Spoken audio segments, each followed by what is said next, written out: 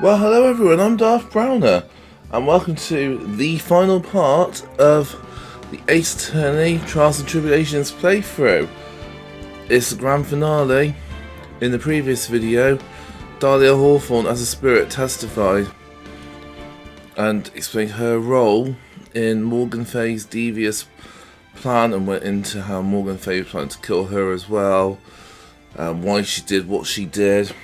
She ends up getting cast out of Maya Fay's body, who everyone thought was dead. It turned out to be in this very courtroom after Maya channeled Mia when she was in a bit of a pinch on the inner temple island near Hazakura Temple.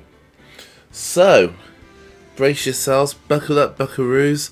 We are now going to be going into the grand finale of not just the case of Bridge to the Turnabout, but the entire game.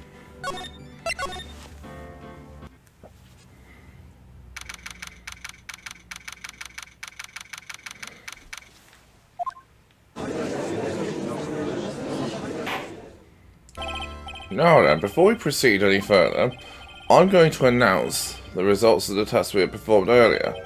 Tests? Yes, tests on the bloody dagger that was found stuck in the pine tree. Oh yeah, that. I totally forgot about it.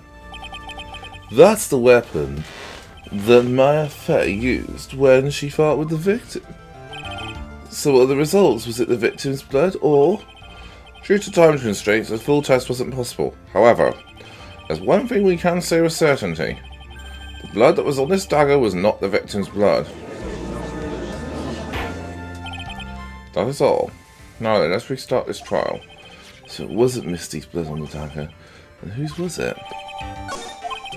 I'm sure both the defense and the prosecution know this, but this trial is rapidly coming to a close.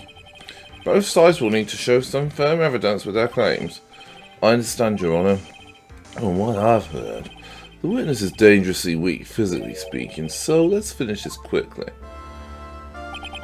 Agreed. Very well, please bring in the last witness. Witness, please tell us your name and profession. Maya Fay, my profession is, I'm the assistant manager at Writing Code Law Offices. Maya, according to the magazine I have here, you're a spirit medium with a Kurain channeling technique. I'm frightened. Fake, I don't want any more to do with it. Oh Maya, the pain the Fey bloodline causes must be unbearable. Very well. Now then, Miss Fay. When the event occurred, you were in the garden of the inner temple, and you witnessed the moment of Mr. Lee Doonim's murder. Is this correct? I didn't see any. Straighten up this instant, young lady. Huh? Put your head up and speak clearly. There's always time for crying later. But I... Your mother was killed right in front of your eyes. There's nothing you can do to change that fact. But there's something you can do. You can finish this. You've been watching the whole thing, right? You've seen the witnesses come out, and you've seen us squeeze the truth out of them.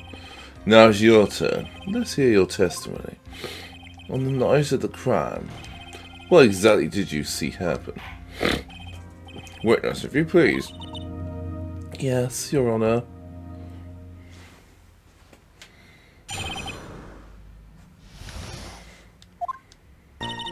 I was passing through the garden on the way to a spare prep room when it happened. Suddenly someone struck me over the head. I stumbled and ended up against the stone lantern. I think I screamed, "Help me!" Then something warm splashed over me. That's when I lost consciousness. So you're struck on the head. I suppose it must have been a staff. Maya, the person who hit you. It was Dahlia Hawthorne, wasn't it? I'm sorry, Nick. I couldn't see. I just don't know who it was. Maya, think hard. Sorry, Nick, but I really couldn't. Huh.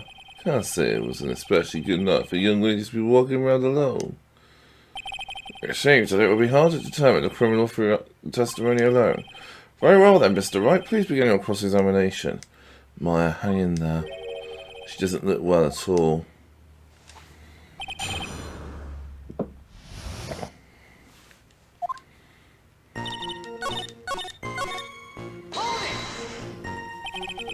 You think you screamed, but you're not sure? Listen, I was a complete wreck.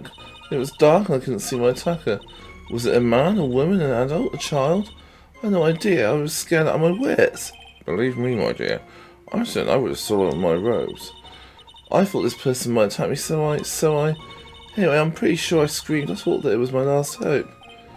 Wow, it sounds like poor little Maya really was out of her mind. Well, I wonder what she meant by last hope. What do I do? Do I press for more details? Wait a minute, Maya. What's this my last hope stuff? What? What do you mean by your last hope? No. That's what you said. You said my last hope. Oh, what? I said what? Look, you were facing an attacker that you couldn't see and you screamed, right? You screamed, help me. Yeah? You testified you screamed that because you thought it was your last hope. Oh, well, you know, that's like, what do you call it when that happens? Maya's not doing so well up there. Oh, yeah, that's right. I remember now. I was facing my attacker, but that's not who I was screaming at. What did you just say? Yeah, that's right. It was the person behind my attacker that I was yelling at. That's what I was screaming to for help. Ah. Was it now? I messed up. I didn't mean to let that slip out. Huh? Witness, are you absolutely sure of what you're saying? When your attacker, there was another person? Well, I meant to keep that part secret. You know, what have I done? Huh. It takes a ton of pressure to make a diamond. That's what I always say. A ton of pressure? You're in a court of law here. Can't make things up or try to have things in this chamber. Witness, the information you just presented is vital to the case.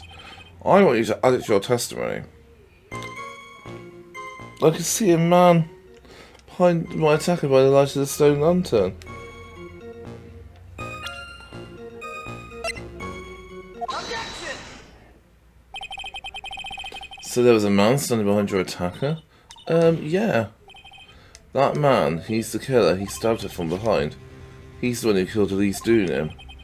Otherwise known as Misty Fey, your mother. The killer? Maya, you know who killed your mother, don't you?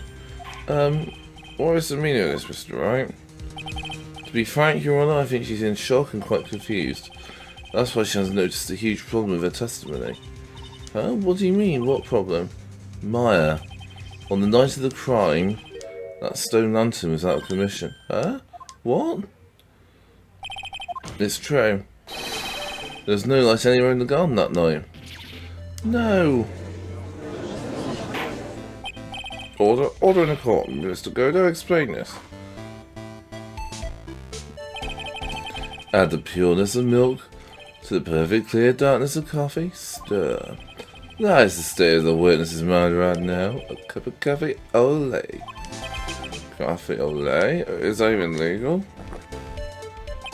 Mr. Tright's words are the milk and you are the spoon. Your Honor. I'm a spoon? I'm no spoony bard, I'll have you know. You must have noticed it in too, Tright. This witness's mental state is highly unstable right now. Not hard to understand why she would make a little mistake like that. Sorry, but that's not going to cut it. What did you say? If there truly was no light in the garden, then there's a fatal contradiction in the witness's last bit of testimony. Nick. May I? Recall the witness's statement about her attacker. She said that she didn't know if it was a man or a woman, an adult or a child. And yet, the witness could describe a person that was standing behind her attacker. She quite clearly described him as a man. Ah. In other words, that would have to mean that Maya actually saw our mystery person, despite it being so dark that she couldn't see the face of her own attacker. No!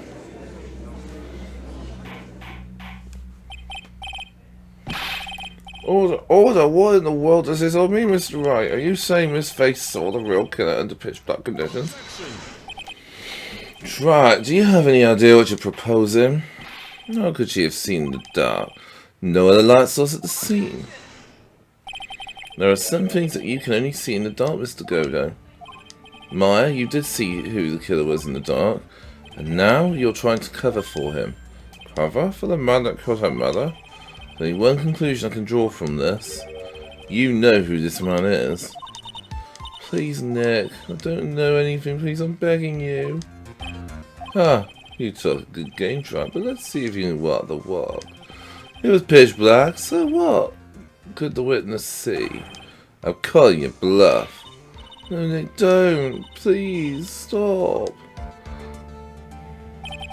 Myers dead set on protecting this guy. Man who murdered Myers' long-lost mother. But I can't let him get away with it. I'm a lawyer, an officer of the court. I'm here to find the truth. Alright, Mr. Wright, time to show us what you got. Who was this person that you say Miss Faye saw in the darkness?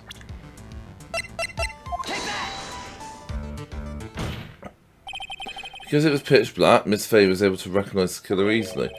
I'm sure the court would like to see for itself how this is possible, yes? What? But how do you propose to show something like that? It's easy.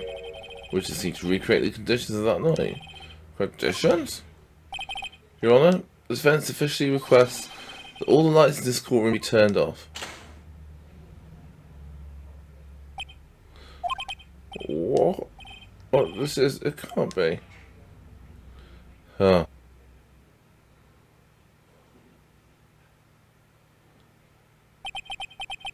That was a nice bit of deduction. Try it.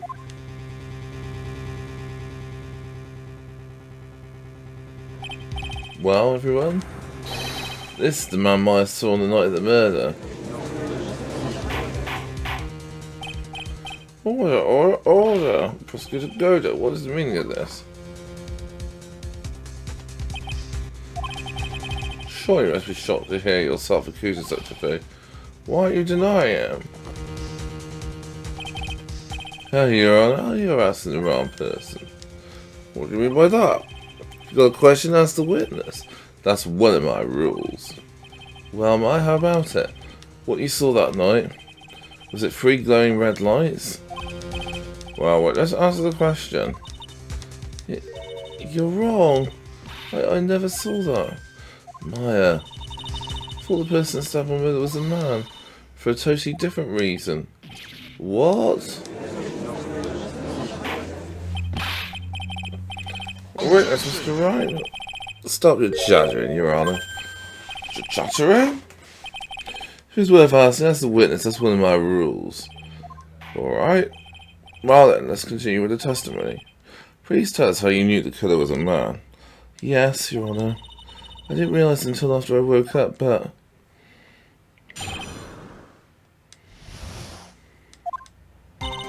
When I came to, I was just lying there on the training hall floor. By the time I got back to the garden, the place had totally changed. The torches were lit and the body was gone. And all the snow around the stone lantern had been carefully cleaned up too. Since the person did all that work alone, I just assumed it was a man. So it was after the crime took place that the witness came to think the killer was a man? Yes, that's right. I'm sorry, Your Honour, but no need to apologise, as Mr. Godo said. You're utterly exhausted. It's only natural that you would be a little confused. Also, if you consider the situation described, it doesn't seem too much of a stretch to assume the culprit was a man. Mr. Wright, proceed with your cross-examination.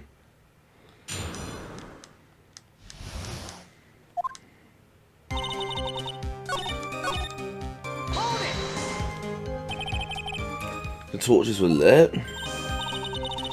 Yes, that's how I noticed that the whole scene had changed. I'm going to say it was the killer who lit the torches. I mean, who else could it be? The killer probably lit them, since it would be impossible to do any cover work in the dark. However, if that's true, one thing that still bothers me. Why did the killer go to the effort of moving the body? That's true, it's hard to see how that would be of any advantage to the killer. The only one who would gain anything from that would be the only person that was at the inner temple. Maya. Very well, let me hear some more about the condition of the crime scene.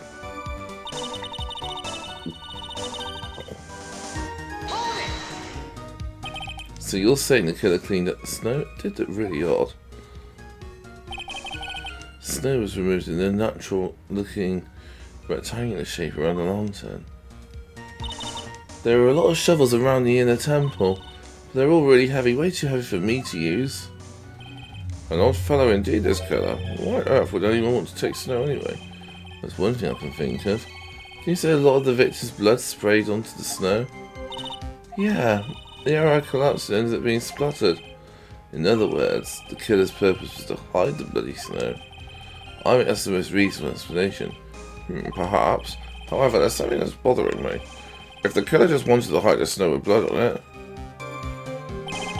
there was no need to move that around. That's true.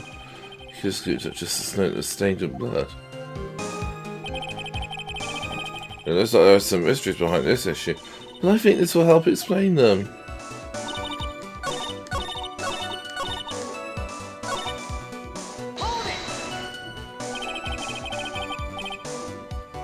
Naturally, the killer must have done it, right? Yes, I think so. But why would the killer tamper with the crime scene like that?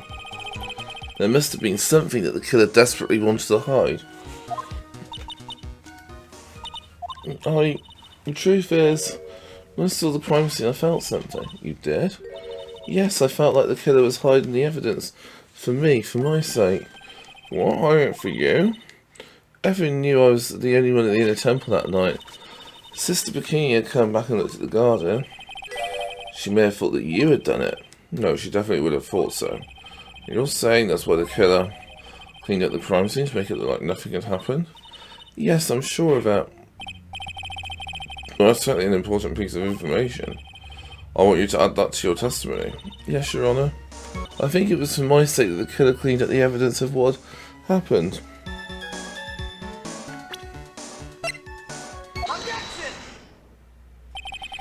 The body of Elise Doonan was carried all the way to Hazakura Temple's courtyard.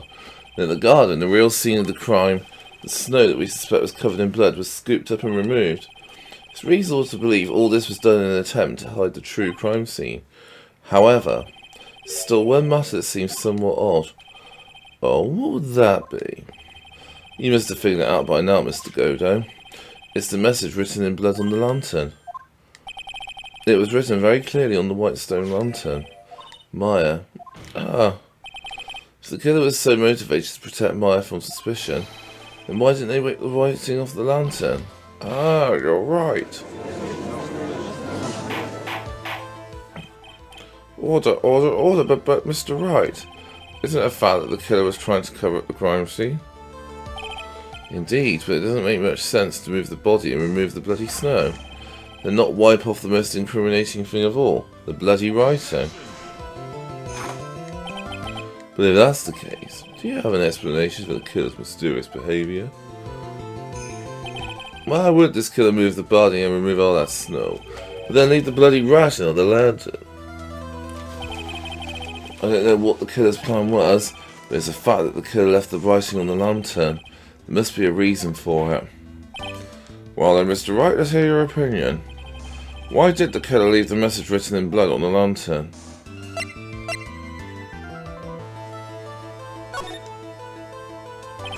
Prosecutor Godo, earlier in his trial, gave me some good advice.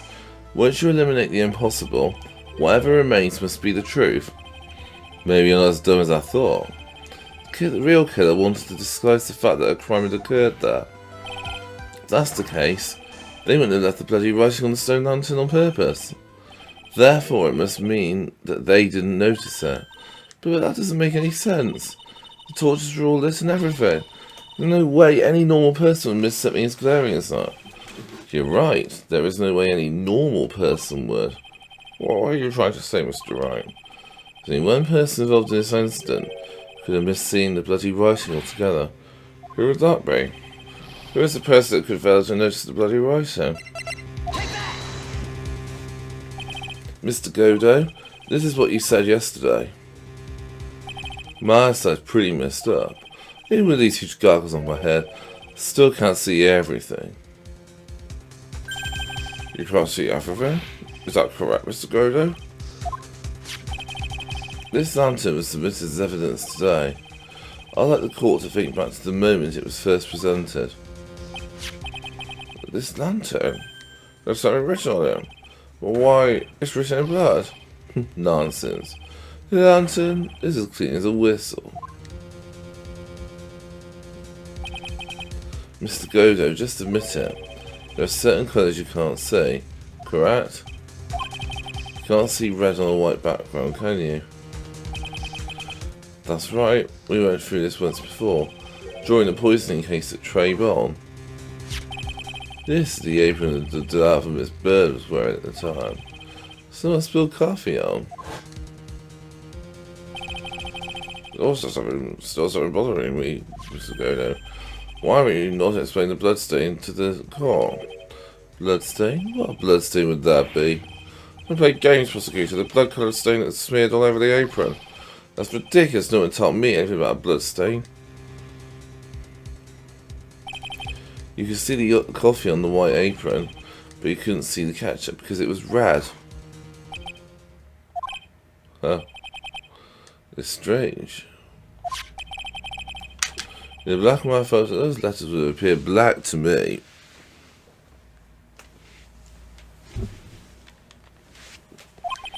I wonder, why am I the only one that can't see them?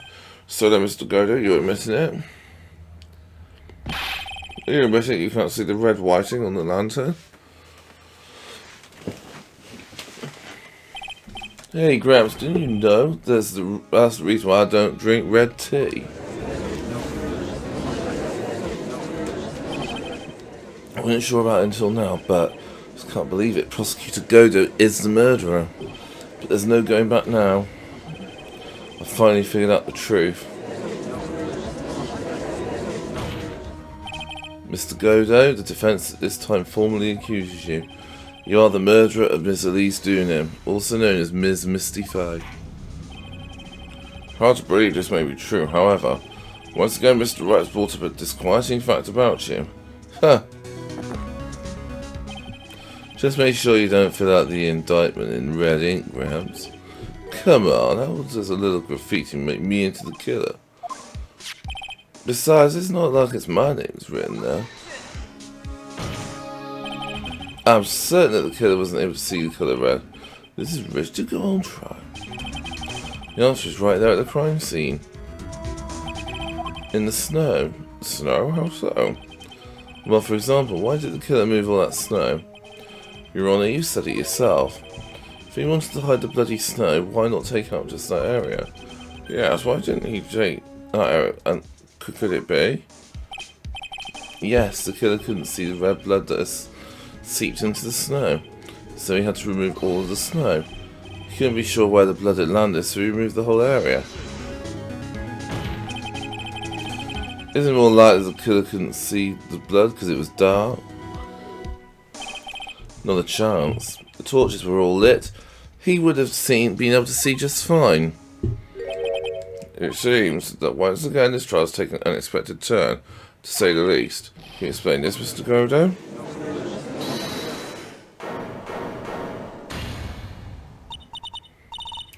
Wait just a minute. Maya, what is it with us? Mr. Godo isn't the killer. I thought he didn't even come to the inner temple until 2 days after the murder took place. He didn't show him until after that old bridge got fixed up. Maya, you can't testify to something like that. What? What do you mean? Yeah. After the murder happened, you didn't even exist. She didn't? I'm afraid I don't follow. You senile old man, we established this a little while ago. After the murder, this witness was unconscious for a long time. Because she was channeling Dahlia Hawthorne. Oh, that's right. But please, Your Honour, let me answer my testimony. Nick, please listen to me. Maya, do you plan to cover for Godo no matter what the cost?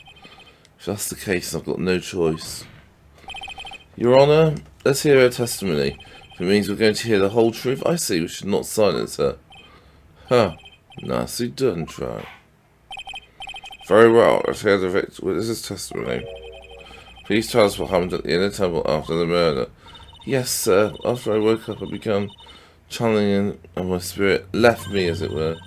The little Pearly was there at the inner temple too.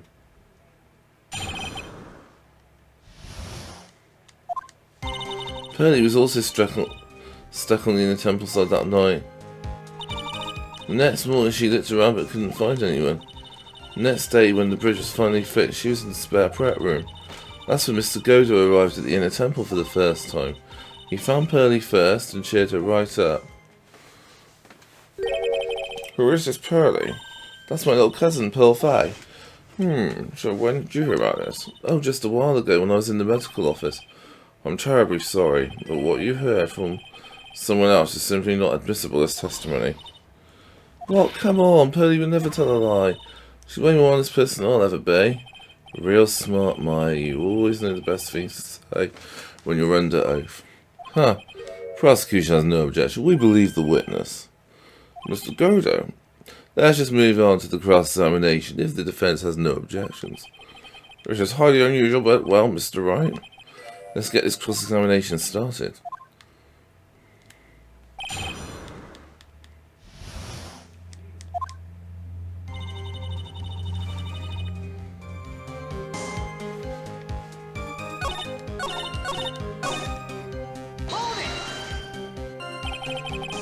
He cheered her up. That's what Pearly said. She said he was a very nice older gentleman.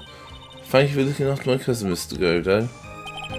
Here I was thinking you were nothing more than the coffee addict. Huh. Cut it out, you're making me blush. This guy's really beginning to get on my nerves in more ways than one. Truth is there aren't many places to look on the inner temple side.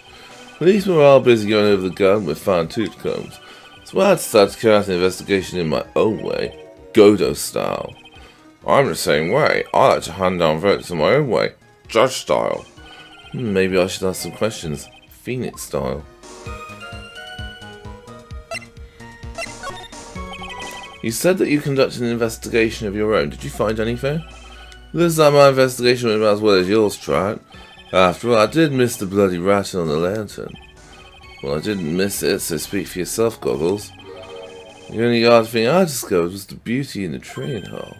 Beauty? Misty Faye, naturally, clad in a stunning Japanese garb, from either who and aroma of Western tastes. Western taste? Could he find a stranger way to describe gravy? So from there, you headed to the prep room. Wait a sec, what did Godo say just now? I think I just found his proverbial weak spot. There's only one thing of any importance here. Where was Godo when the murder was taking place? He must have already been at the inner temple when it happened. Otherwise, he couldn't have killed Elise doing it.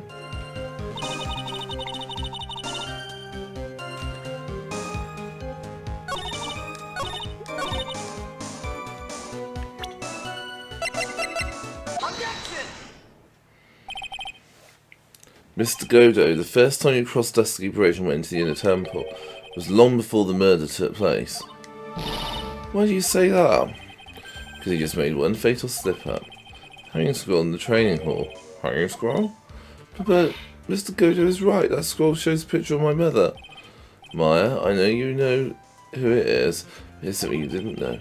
By the time the bridge had been repaired 2 days after the murder, hanging scroll in the training hall looked like this. What's that wonderfully delicious smell? The morning after the crime, someone covered it with gravy. Gravy? Why gravy, Nick? Because gravy was much more than the condiment to the cold prep. Well, Mr. Godo, if you really hadn't seen the hanging scroll until after the murder, you wouldn't have had any way of knowing that it was Misty Faye.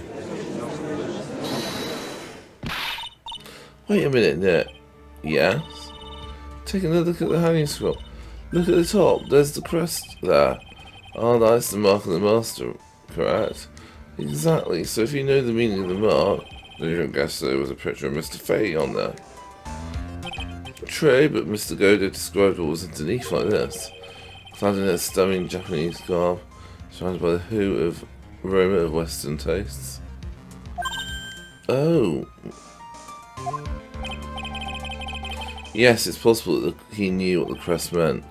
However, he couldn't have known that she was Mr. Godo on the day of the murder. You were hiding at the inner temple long before the crime took place.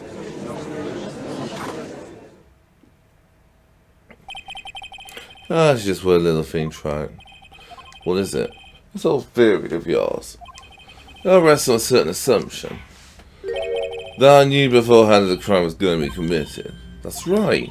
Otherwise there's no reason for him to sneak onto the crime scene. Of course Mr. Godo knew about the plan. Huh? What did you say? Is it really possible another person knew of the plan? This crime was actually planned over a year ago. Morgan Fay authored the plan for her daughter's future, and these instructions were hidden somewhere in Fay Manor for a year. However, by the time Little Pearls found these instructions, they had already been unsealed. Unsealed? Yes, the killer had read these instructions long before Pearls ever found them. That's how he knew the crime was to take place at the Inner Temple. You still insist the crafty killer is me? Bet I do. You just said the instructions were hidden. That's right. Mr. Godo couldn't know any instructions were hidden. If he really wanted to know, he had one great chance to find out. Yes, and when was that? During a visit. A visit? Morgan Fay told her daughter Pearl about where the instructions were hidden. During one of her visits to the detention centre. That would be the only time for someone to have learned where they were hidden. Eavesdropping on a visit to the detention centre? Yes, it could be arranged for someone with easy access in and out of there. Like, for example, a prosecutor such as Mr. Godo.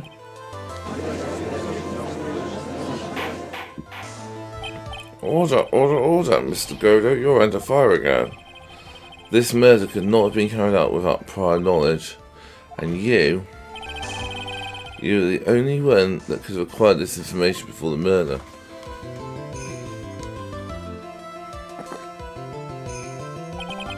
Humans are afraid of the dark, and yet at the same time we're fascinated by it and bewitched by it. Maybe that's why humans drink the darkness as coffee. Sorry for always asking. It means that there's a reason for everything. What is your theory? The killer in this case eavesdropped. All the conversation during the jail visit where he learned of a hidden plan for a crime. After discovering the plans, he hid in the Inner Temple and waited for the crime to occur. He ultimately took a person's life. And he did all that just to protect his witness. That's right. If you're accusing me of this crime, I have to ask you, why would I do this? This girl's nothing strange to me. I've got no reason to go through that kind of trouble to protect her.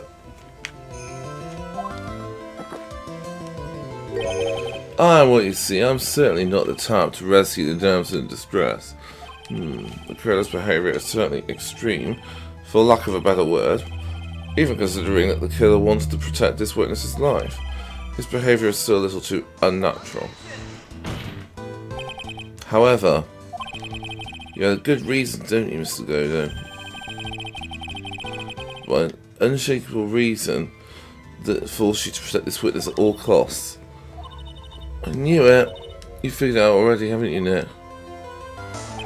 Maya. Guess you were doing your best to cover for Godo for the same reason.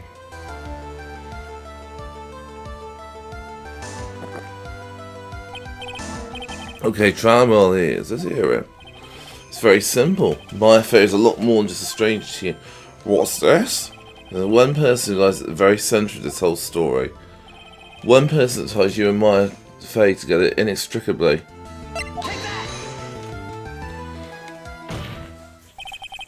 There's a very good reason why Maya Fay's life is so precious to you. After all, she is Mia Fay's only sister. Mia Fay? You once worked alongside her. That was when you were a defence attorney. Wait a second here. Mr. Godo is a defence attorney? With your honest piercing intellect, you must have figured it out by now. The real name of this man who calls himself Godo, his real name is Diego Armando, isn't that right?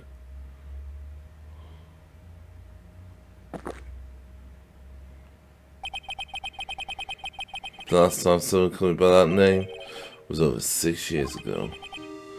Diego Armando, that name rings a bell. It should, Your Honour. All of this is related to a single case. The case in which a convict named Terry Falls killed himself. Mia Fey's first time in court. Tragic outcome left a deep wound in her heart. She knew that behind it all was a heartless, scheming demoness in disguise, but in the end Mia couldn't tear off that disguise. However, there was one man who reached out to help her. Diego Armando, a senior defense attorney at the office where Mia worked. It's my fault. It's all my fault that Mr. Falls killed himself. Mia, you can't cry yet.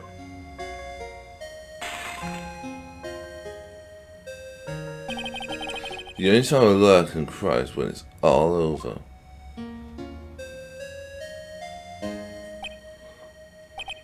I was moved by her, but she put all her faith in her client's pure sweetheart of hers. That's why I could never forgive Dahlia Hawthorne. Mia and I thoroughly investigated that fake kidnapping incident. That one fateful day, Dahlia wanted to meet with me. It had been 6 months since the trial. We met in a courthouse cafe. I just remembered. 6 years ago, right in this courthouse, you were poisoned. Even I didn't see it coming. Dahlia Hawthorne slipped some poison into my coffee. Some newspapers at the time called it a murder, but very little information about the case was released to the press. But you weren't dead at all. No official reports ever called it a murder. I was just in a deep, deep coma. I see. My body shut down and my life became nothing but a long, deep sleep. That woman's poison did a real number on my central nervous system. Lost my sight and all my hair turned white due to the damage it caused. That's terrible. Apparently it was a miracle I ever regained consciousness. 5 years had passed since I drank that poison brew. Then one morning my eyes flew open from the smell of the doctor's cup of coffee. 5 years?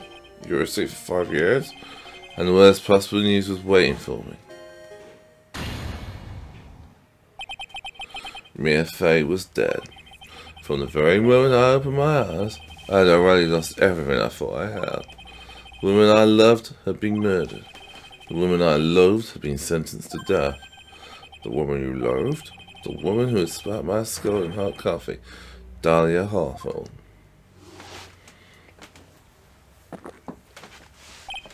Huh. Come on, Mia, she didn't let me down. She got revenge before she checked out. In the end, there wasn't anyone waiting for me when I woke up. That's so sad. Someone like me, for someone who slept away their best days. There are only 2 reasons left to live, and it was for those 2 reasons I decided to become a prosecutor. If I may ask, what were your 2 reasons to live? First was you, Track. Me? If I hadn't drank that stupid poison, Mia Fey would have died, much less the way she did. You were the only one who was there to protect her. But you let her die. It was all your fault. I wasn't like that. I wanted to see for myself what kind of man you really were. So that's why you became a prosecutor. My other reason for living, she goes by the name of Mia Fey. Don't you mean me? You were the only way I could make up for the sin of not saving Mia. 1 year ago when the Karain village incident was resolved, it was obvious that Morgan Fate was planning something. Whatever her evil plan was, I was determined to stop it. My role as a prosecutor put me in the perfect position to do something about it. That's how you overheard Pearl's visit with Morgan at the detention centre.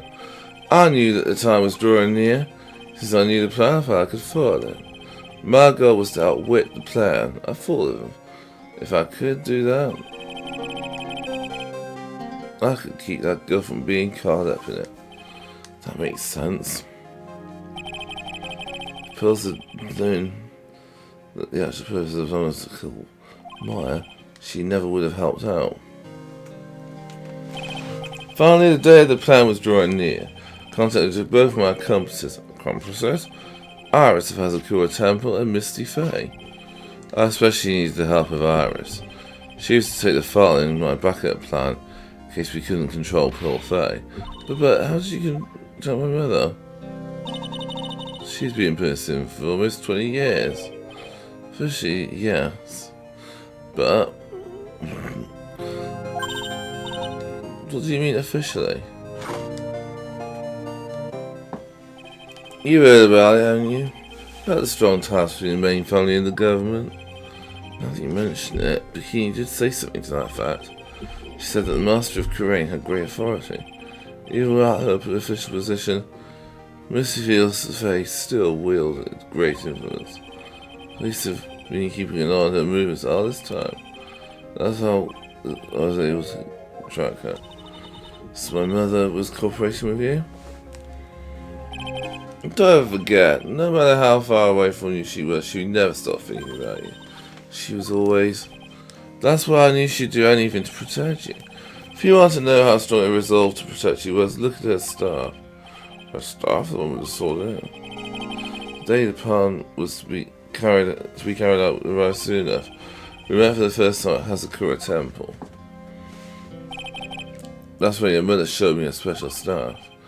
I realised it then just how far she was willing to go.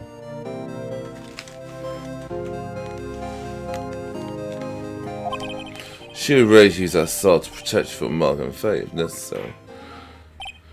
Yes, even if it meant paying the ultimate price. Mother? That night, the night of the crime, there was just one way to stop Morgan's evil plan. You mean Pearls, don't you? We had to make sure she didn't channel Dahlia Hawthorne. Well, Pearl, what are you going to do tonight? Well, if you'd like, you can come to my room. Perhaps we can read some books together.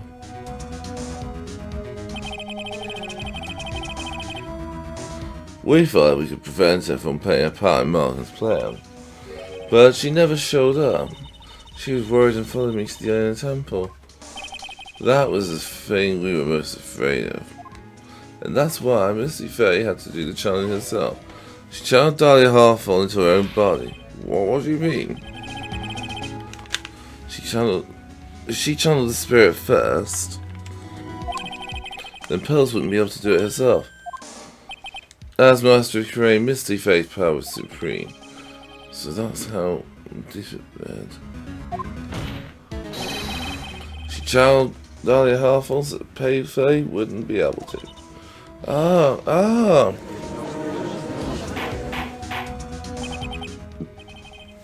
What? Is this true?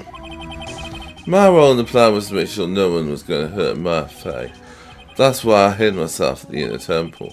Just in case you needed to be safe from Dahlia Hawthorne. Godo. Anyway, that's all I'm going to admit to. Try it. There's no doubt about it, you're a great defense attorney. But you're going to have to do the rest yourself. The background leading up to this incident has been laid bare. Just one question remaining. Mr. Wright, who killed the victim? There are only two possible suspects right now. My Fay, and I'm sad to say, you, Mr. Godo.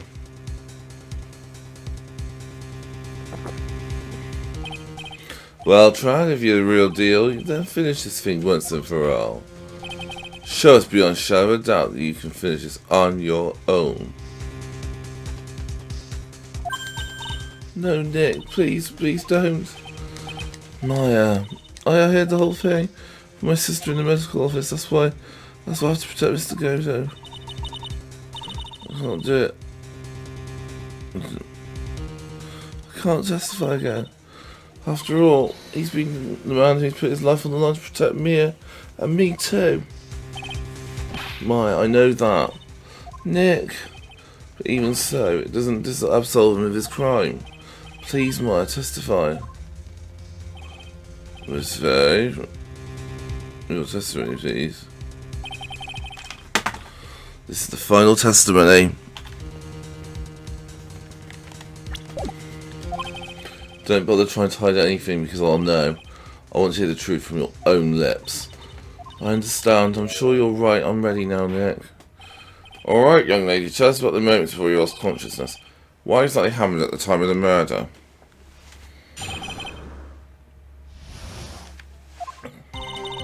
Just before it happened, I think I saw some red lights, 3 of them. I thought I'd ask for help, but just then I was splattered with blood. She wasn't dead though, and she struck back at the enemy behind her. Suddenly the red lights went out, and the whole area was dark. Just at that moment there was a horrible scream. Right after that, Dahlia collapsed and I lost consciousness. Those red lights, I thought you said you didn't remember seeing them. I'm sorry. I saw them, but then they disappeared all of a sudden. Huh. Things break, Trout, even the best of theories. Who was it that stabbed Misty Faye? So they still can't prove it. Myra's telling the truth this time, I know it. Rest is up to me. Well then, Mr. Wright, proceed with your final cross-examination of the witness.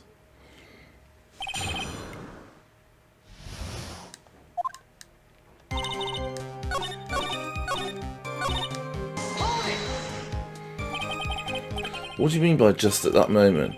Do you mean the moment when the red lights went out? Yes, that's right. The scream that you heard there, was it Dahlia Hawthorne? I don't think so. I'm pretty sure it was a man's voice. What?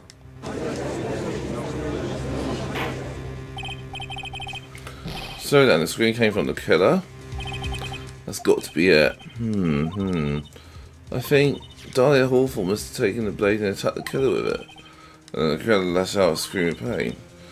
After that, the killer stole the blade back and delivered the final blow, I guess. Well, Mr. Wright, it seems to make sense to me. Sounds like a reasonable deduction. I still kind of wonder.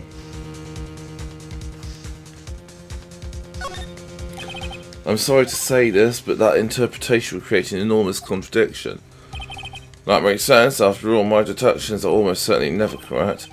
Remember the testimony she just gave before the killer let out a scream? Maya said she'd already been splattered by the victim's blood. In other words, the blade and the staff had already been plunged into the victim. Is that right? She couldn't have struck back with a sword that was already stuck in her body. That weapon that caused the killer to let out the scream must have been something other than the staff. If you're sure about that, then don't keep us waiting any longer, Trout. There's only one thing I can think of that could have been used as the weapon here. If Dahlia Hawthorne had already been stabbed in the back by the staff, what could she have used to strike back at the killer?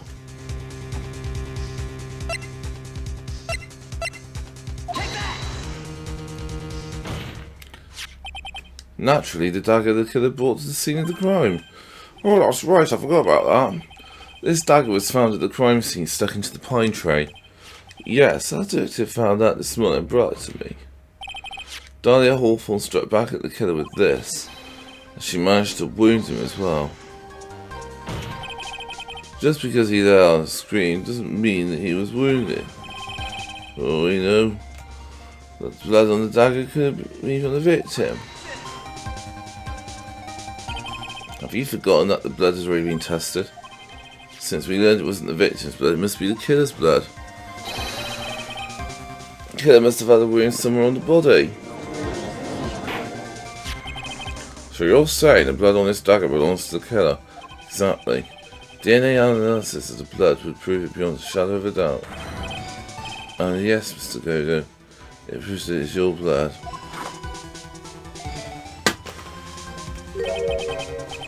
Nice theory, Trout.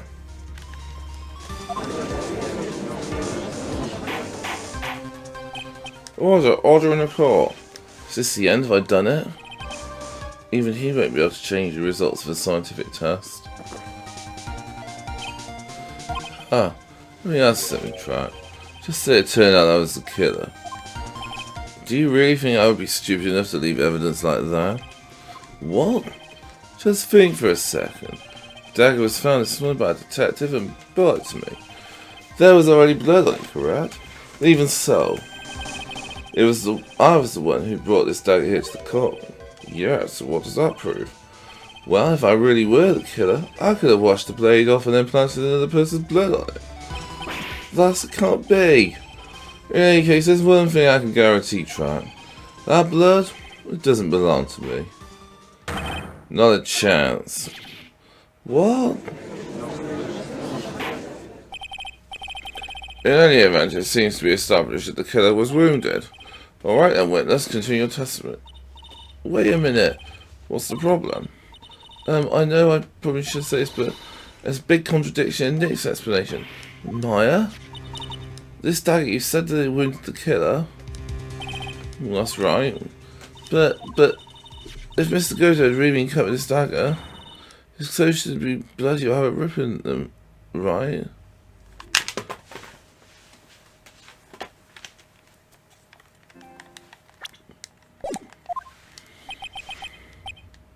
Maya, maybe just change his clothes. That solves the competition pretty easily.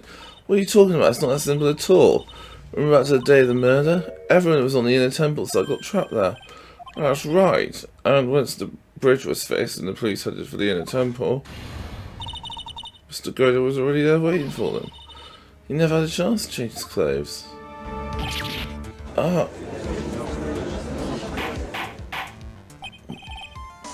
Order in the call.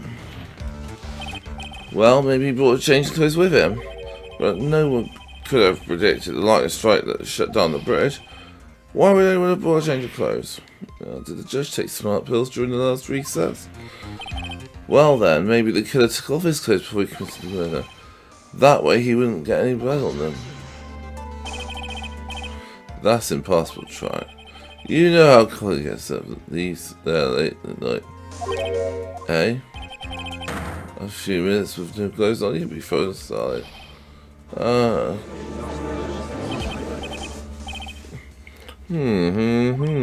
Huh. So that's all you got? I knew you weren't tough enough to finish this. Right now, if Mia Fey were here, she would have closed the book on this case already. Mia Fey were here.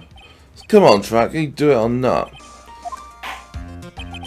Alright, Mr. Wright, you've accused Mr. Godo of being the killer. Can you prove it? Have you got even one piece of evidence? The question isn't whether I can prove it or not. The fact is I have to prove it. It's the only choice I have. I was taught that is one of the rules of being a lawyer.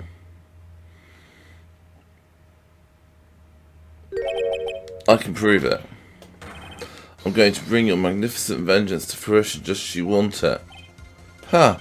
That's good. Faster, better and try it.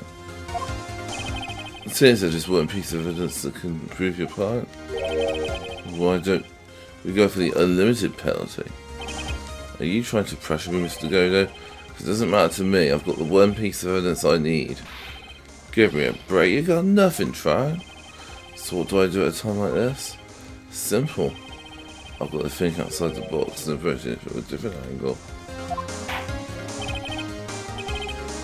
Alright then, Mr. Wright, let's hear what you got. One thing I've demonstrated in the previous cross-examination. Killer was wounded. That was proven by the blood on the dagger. Well, we decided it was impossible for him to have hidden such a wound. If he had been cut by a dagger, there should have been blood still on his clothing. One place the killer could have hidden his wound. What did you say? Hidden? This is it. My last stand. I need to think about this from a different angle. I don't need to think about why there were no bloodstains on his clothing. I show how he hid the wound. It's the end of the land. The final stop track. Let's hear what you got. Where's his location? Where you said the killer hid his wound.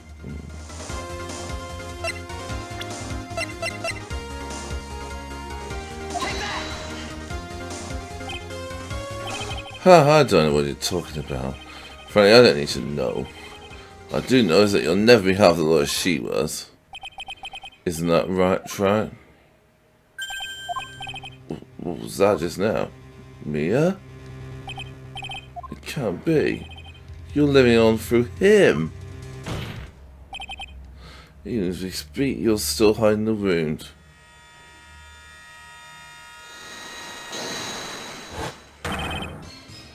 It's beneath your mask. We were in a fight. Seconds later, the killer let out a scream. It's right, your mask went flying off your face. Mr. Godo, would you mind removing your mask? A dagger. If you have a dagger there somewhere, then I'd say this whole case is solved.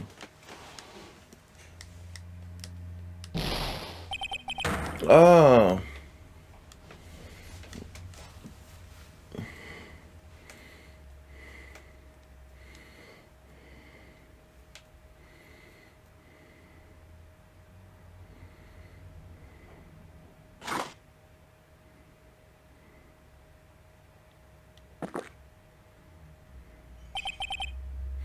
Just now I saw a spirit in you. I never liked you. 6 years ago,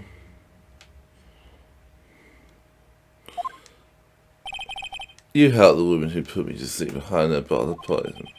And then, while I was sleeping, you let me die. But you didn't care, you just kept living your pathetic, happy-go-lucky life. You had the nerve to follow in her footsteps as a lawyer. Never forgive you, that's what I thought. Mr. Godo. But I was wrong about you. I knew it from the very beginning. Truth is, the only person I can never find it in my heart to forgive was me. You, yourself? I was the one that failed to protect Mia. Me and no one else. I tried to avert my eyes from the truth to escape from the harshness of reality. I just couldn't face Mia's death head on, so I ran. They found a mask and threw away my true name. I don't even deal with being a defense attorney anymore, so I quit. But you saved Maya. Yeah, that was my plan. Up until just now, anyway. What do you mean? Are you listening, Maya? If I really wanted to save you, then there's one person I should have gone and talked to straight away. Who would that be? Are you talking about Nick? But I didn't do it. I tried to get the help of Iris and your mother. I closed my eyes to the most important man involved. Do you know why? The real reason? I suppose I wasn't really interested in saving you at all. I think I was just trying to salvage what's left of my own broken soul. I was trying to make up for the fact that I couldn't save me and nothing more. That's why I let you walk right into a situation I knew was dangerous. Forgive me. You're wrong. You put your life on the line to save Mia. Sorry, Maya. Was it really for Maya's sake? Even I'm not really sure. What do you mean by that? That night in the darkness of the garden when I saw a silhouette. A part of me must have known the truth. The truth that it wasn't really Dahlia Hawthorne that was standing there in front of me. Look at Mr. Fay or Mr. Even that little girl.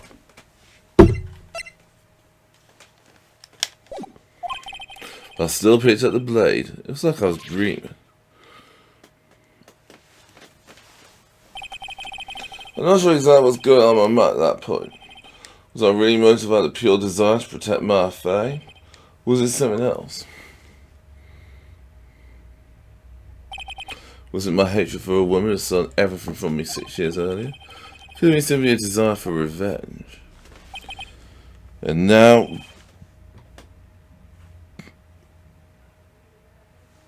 I don't know anything anymore. I did learn something today, however.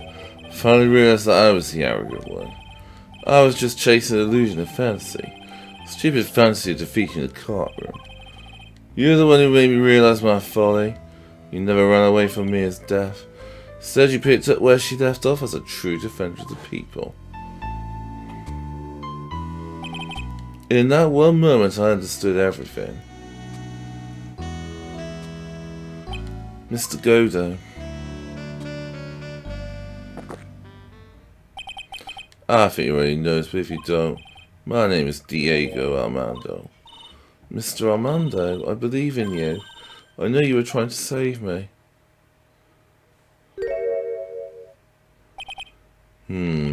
Thanks. Your wound is bleeding. Huh? Did you forget already? In my world, the colour red doesn't exist. These must be my tears. Tears? Ever since I woke up from my coma, I think I've been waiting for this very moment. Mr. Armando. You do well to remember this, Mai. The only time a love can cry is when it's all over.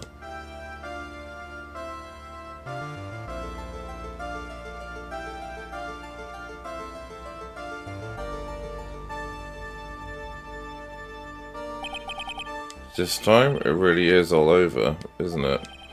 Defendant? Yes, Your Honour. Though you weren't directly involved in the murder, tampering with the body and the crime scene is a serious offence itself. I understand, Your Honour.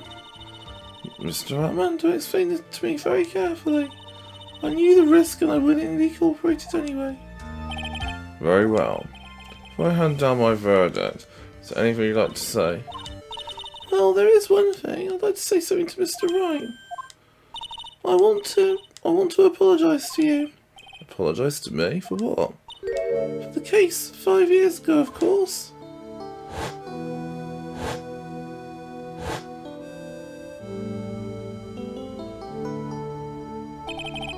I just remembered.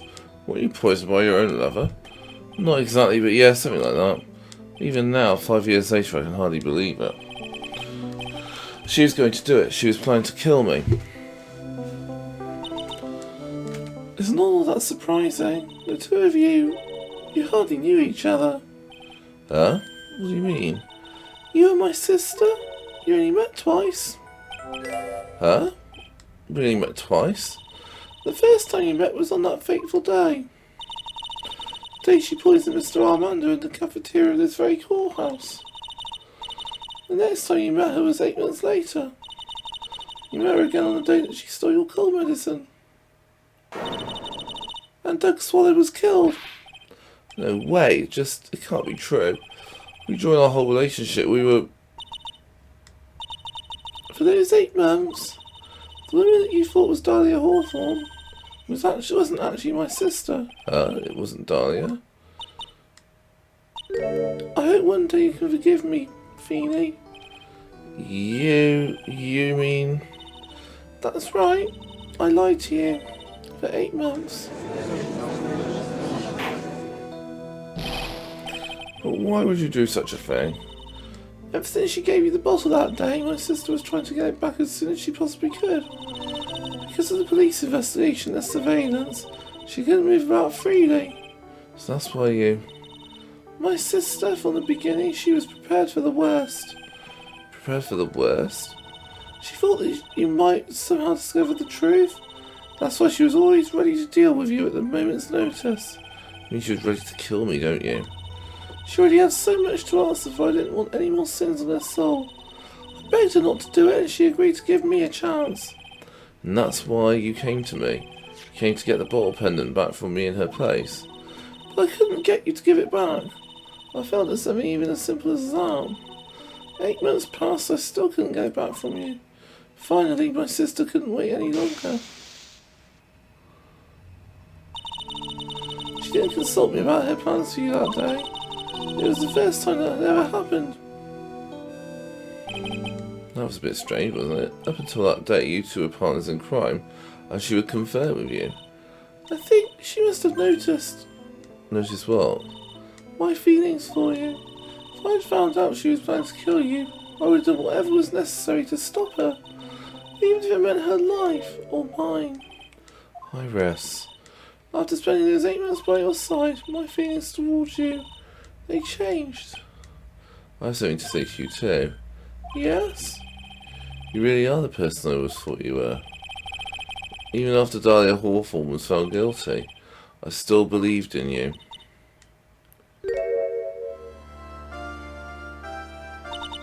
Thank you.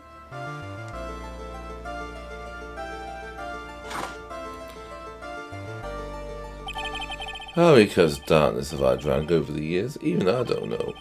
I'll tell you though, right now, this one here is the greatest cup I think I've ever had. Don't you agree? Think so? Think it's right? Yeah, I think you're right. The purpose of this trial was to rule on the murder of the victim and least doing him. At some point I expect you will be tried for your role as an accomplice in this case. I understand, Your Honour. Very well. On the charge of murder, I hereby find the defendant.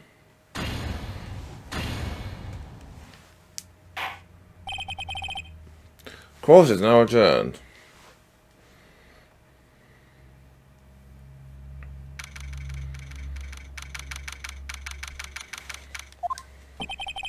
So I guess it's all over.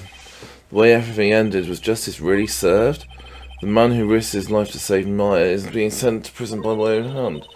Of course justice was served. Mia, I'm proud of you, Phoenix. Your defense was truly brilliant. But I couldn't save Mr. Armando, the man who cared so deeply for you. You're wrong, Phoenix. You did save Diego. You saved him in the only way possible. You mean with that verdict? I think one day you'll understand too. Phoenix, I want you to remember one thing.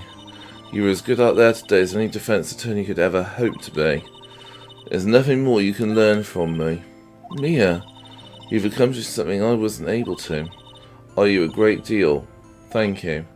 Mia, I'm sure we'll meet again someday. Phoenix.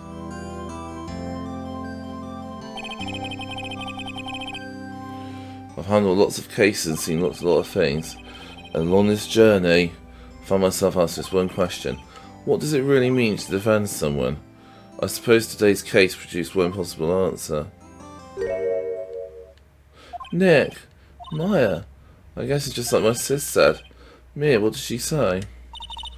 That night when I channeled Mia to get her advice on what to do, this is what she wrote back in my notebook. Don't worry, Phoenix will save everyone in the end. But, come on, cut it out with that gloomy face. Can't you see? Me, sis, and I'm sure I was too. Where are you for everything you've done for us, Nick?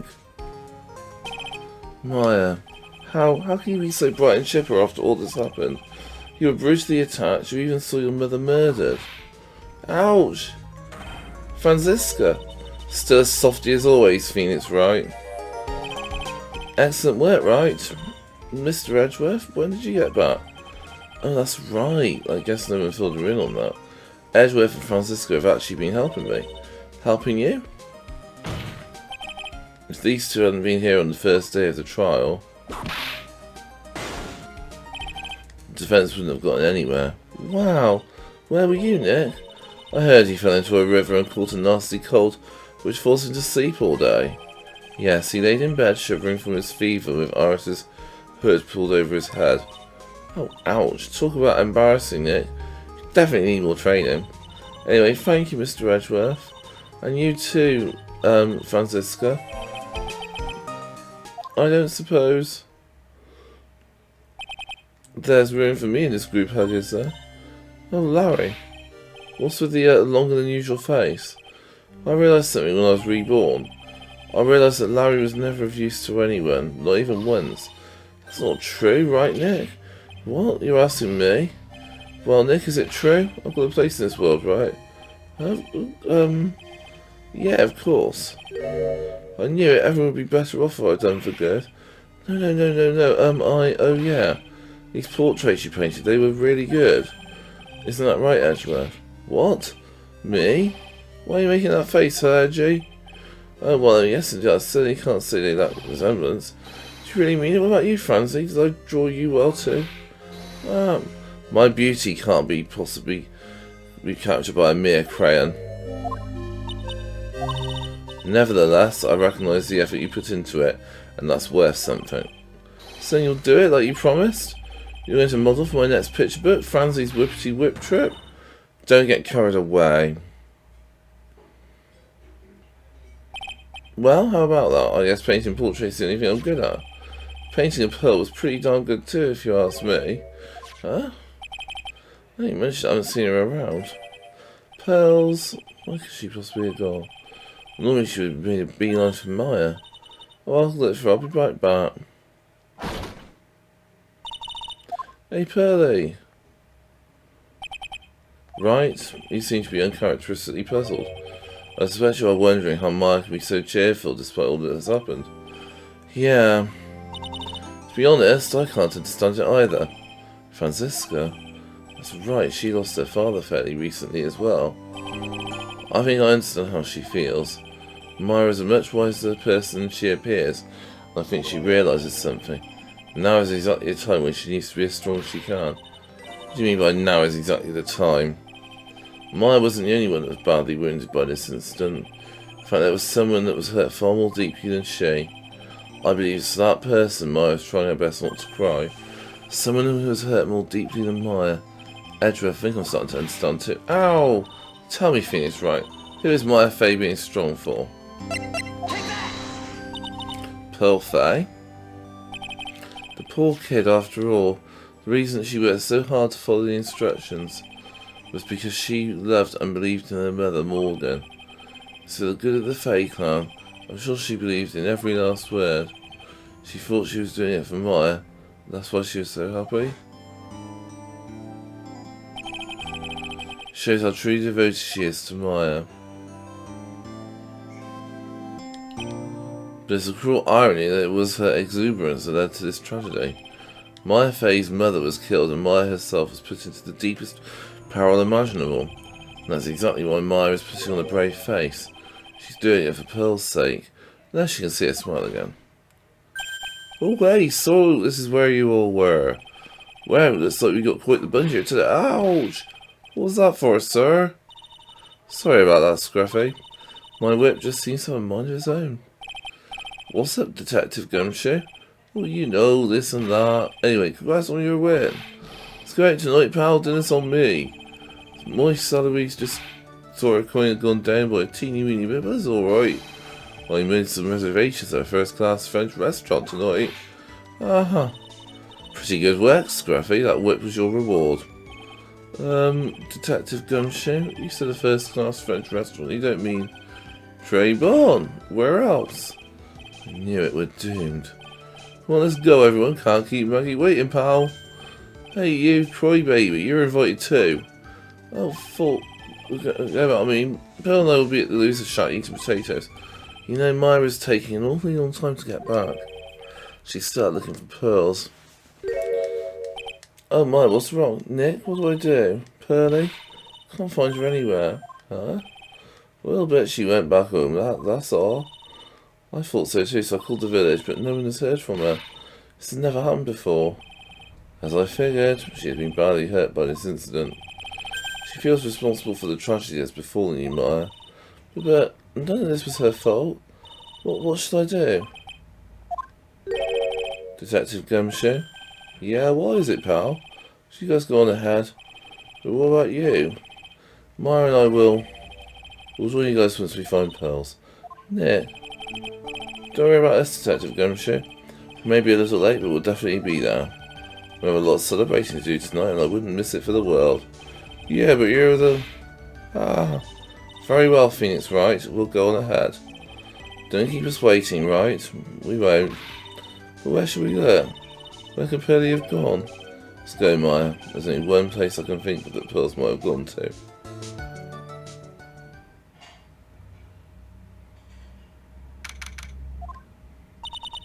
Hazakura Temple? For pearls, I bet this is a very important place. After it was where this whole incident started. What's this? You're back again so soon. Sister Bikini? Well, I thought we'd be eating mashed potatoes alone tonight. So she's here, Pearly is here. She's in training now. Why don't you hurry up and go see her? Okay. Pearly's not here. Oh, Maya, the hanging scroll. Someone cleaned it off. It's got to be pearls. Mystic Maya! Pearly, why? Why did you just leave like that? Mystic Maya, Mystic Maya!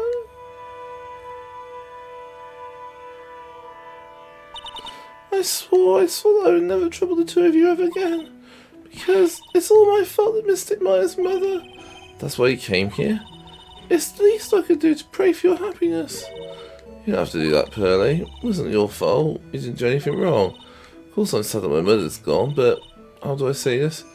I'm still happy. You don't have to lie just to make me feel bad. No, really. It's true.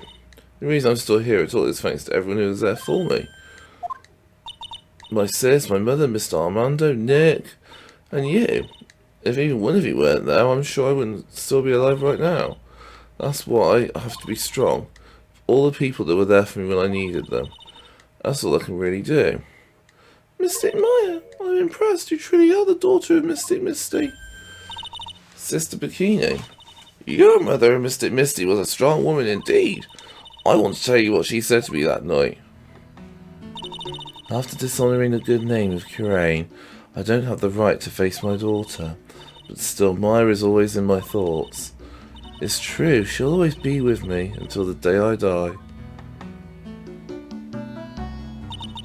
Your spirit was with her, that's why your mother was so strong. Even at the end, I'm sure she had no regrets. She'll always be with me until the day I die. There's a rule set me all masters are to follow, isn't there? To never take the charm off until the day you die. That's the master's talisman! The thing that Misty kept by her heart and would never take off. It wasn't the container that was important, rather it was the contents. That's... a photo! Ah, Mother... It's only natural for living creatures to fight to protect their own lives. What makes us humans is that we fight for others. Who do you fight for? How hard must you fight? That's a true measure of what human life is worth. We defence attorneys are warriors who are constantly challenged by that question.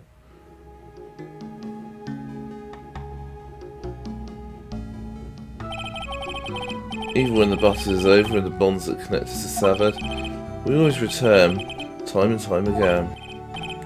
Mia, Maya, Pearls, Mr. Armando, and Maya's mother too. I learned that from all of them.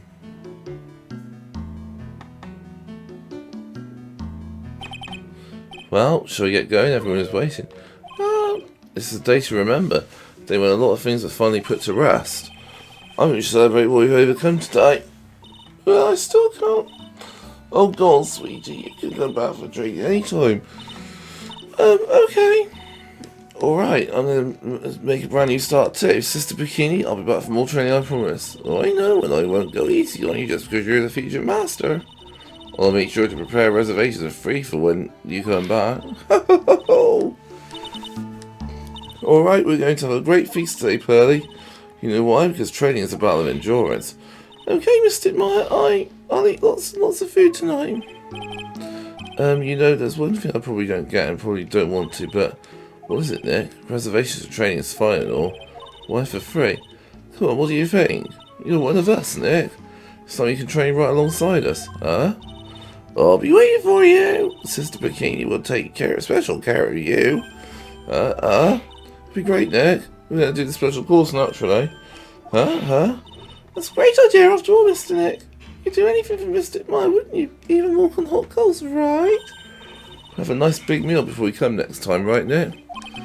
You know, I was wondering if I could just say one little thing. Sure, of course you can. Oh, I love this part, can't wait to hear it. I'm getting goosebumps too. Well then, here goes nothing. Objection!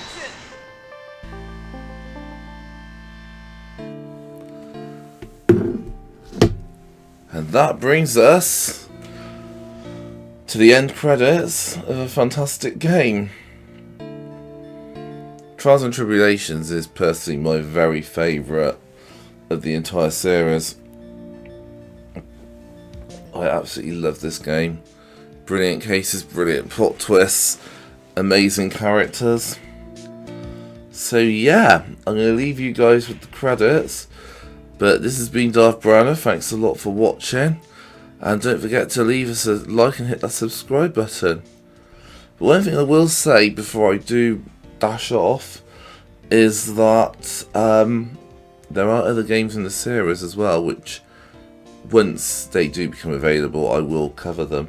We've got Apollo Justice, Ace Attorney. That's the 4th game in the main series. That's pretty good, and it is a few years after after this game. And then you've got, that was released on the DS, and it was made for the DS, because these games originally were on the Game Boy Advance in Japan, but they got ported to the DS and were released in the West. That's when we first got them. So Apollo Justice is the next one.